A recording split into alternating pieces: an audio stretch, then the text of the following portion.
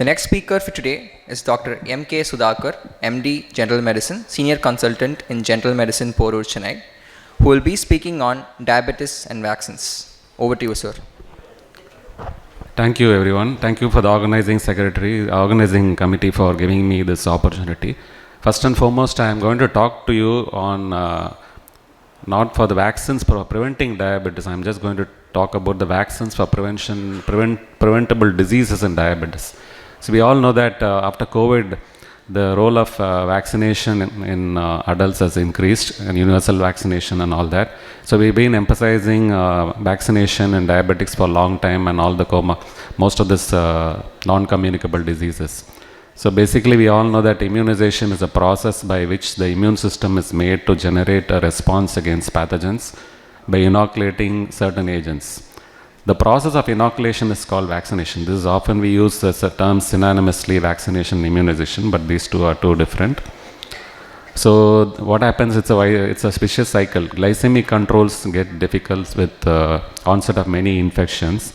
And we also know as the age advances, because of the immunosense or the changes in the immune system associated with age, there is increased infections.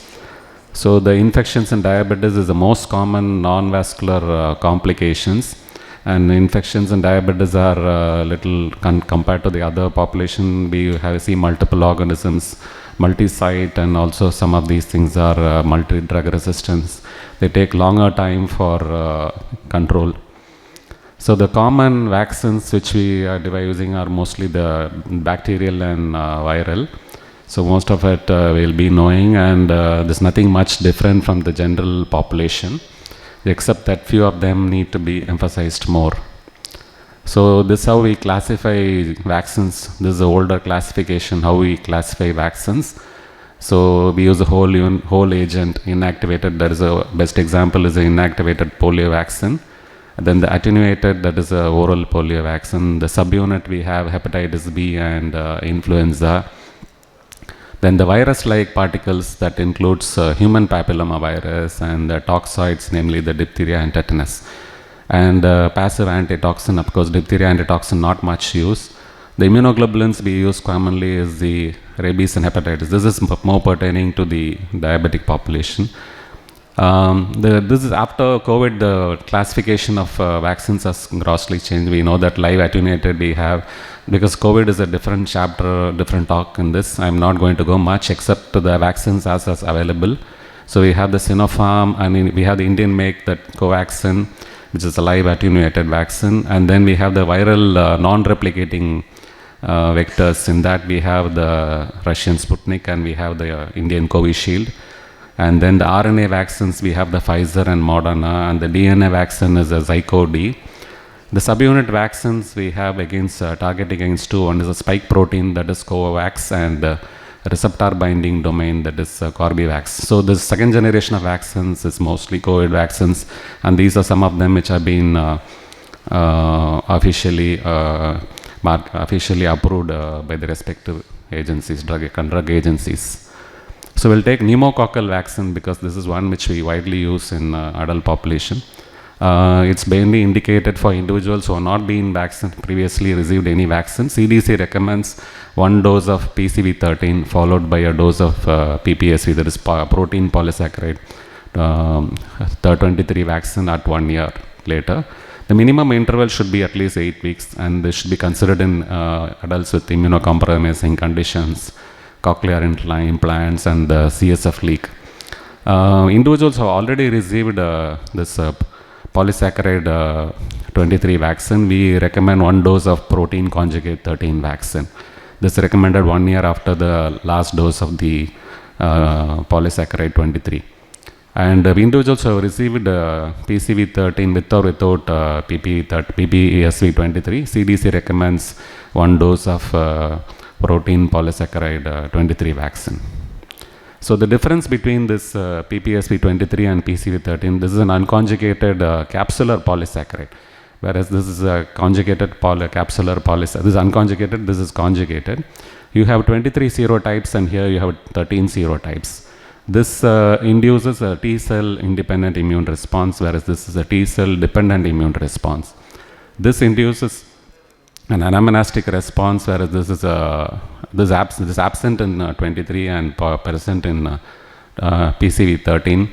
And this comes as a vial and this comes as a pre-filled syringe. The dose for this is 0.5 ml subcutaneous or intramuscular, whereas this is 0.5 ml IM in the vastus lateralis or thigh and deltoids. The efficacy versus for non-invasive pneumococcal disease is nil for the polysaccharide antigen, whereas for the protein conjugate we don't know. Whereas invasive, it's 50 to 70% it protects in elderly, whereas here it's 80 to 90 in children and adults 30 to 40%. The nasopharyngeal carriage is not reduced in PCV23, but it's significantly reduced in the PCV13. These are some of the differences between the two vaccines which are widely available in Indian market. Then coming to influenza, has a global annual attack of approximately 20 to 30% in adult childhood and almost 10% in adult. Influenza causes almost 40,000 deaths annually in India, and vaccine prevents almost complications by 25% and mortality by 40%. So we recommend 0.5 ml of the vaccine, which contains 45 mcg of the influenza hemagglutinin antigen. So this antigen for this year, for the northern and southern hemispheres are both, and it's recommended to be taken as a single dose annually in September, and intramuscular at the deltoid region. So these some of the vaccines available. The immunity starts 2 weeks after the vaccination. The nasal spray is also available. It's 0.5 ml. It's available as a daily one, 0.25 ml per nostril intranasal spray, and annual dose in September, and Serum Institute has this brand. Then this diphtheria, pertussis, tetanus, this toxoid, this is same as the pediatric thing, because some of the type 1 diabetics we have to follow this. Only thing is some of these patients, they are using all the needle pricks and all these devices. We need to have these done when they have severe contaminated wounds. We recommend human tetanus immunoglobulin. Then salmonella, we have two vaccines, the subunit vaccines and the live attenuated vaccines. This is the VA polysaccharide and the type 21 vaccine. This is intramuscular, this is oral. This is 1 dose and this is 3 dose, and 3 to 5 booster and 3 to 5 booster.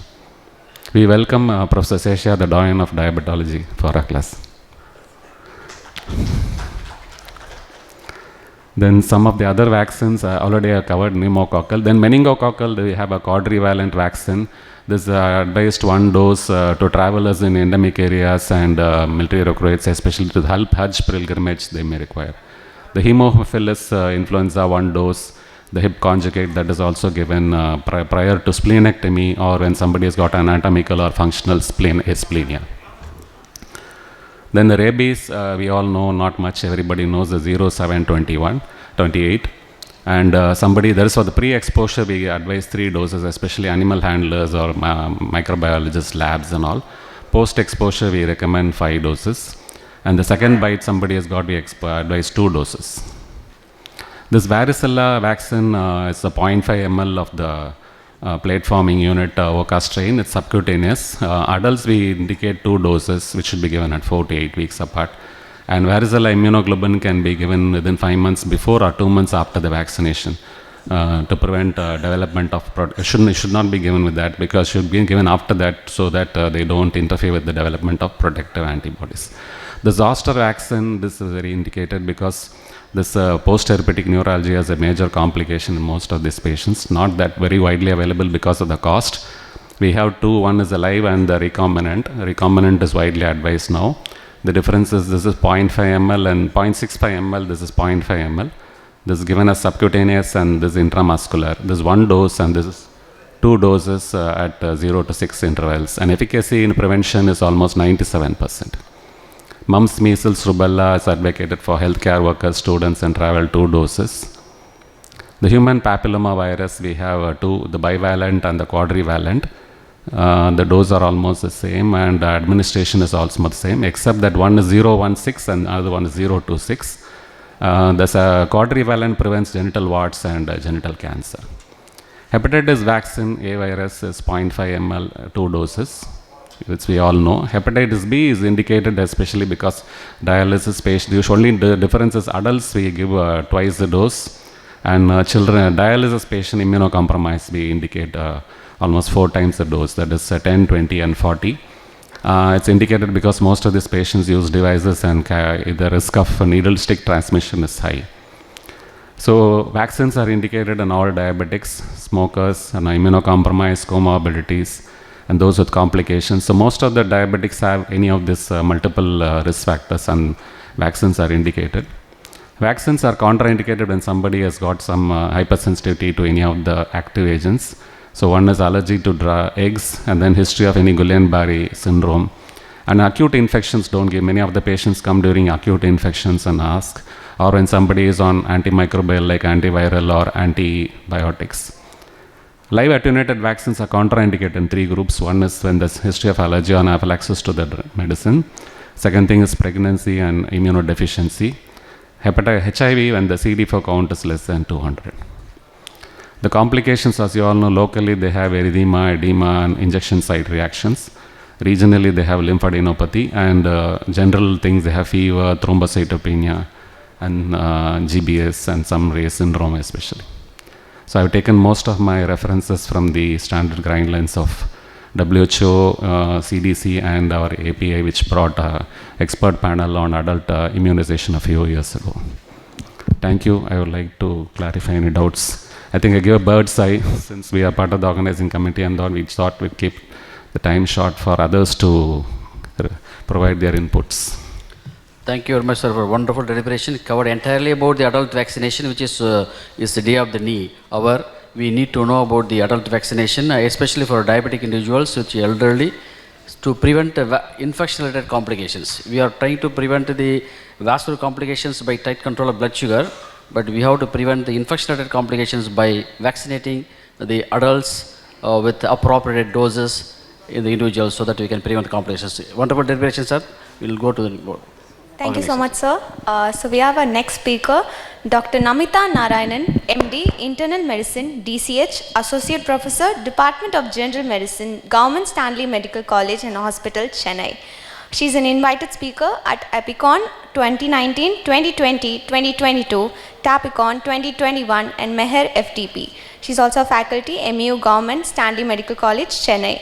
She is a member, expert committee on poisoning management, Government of Tamil Nadu. She will be speaking on the topic, continuous glucose monitoring and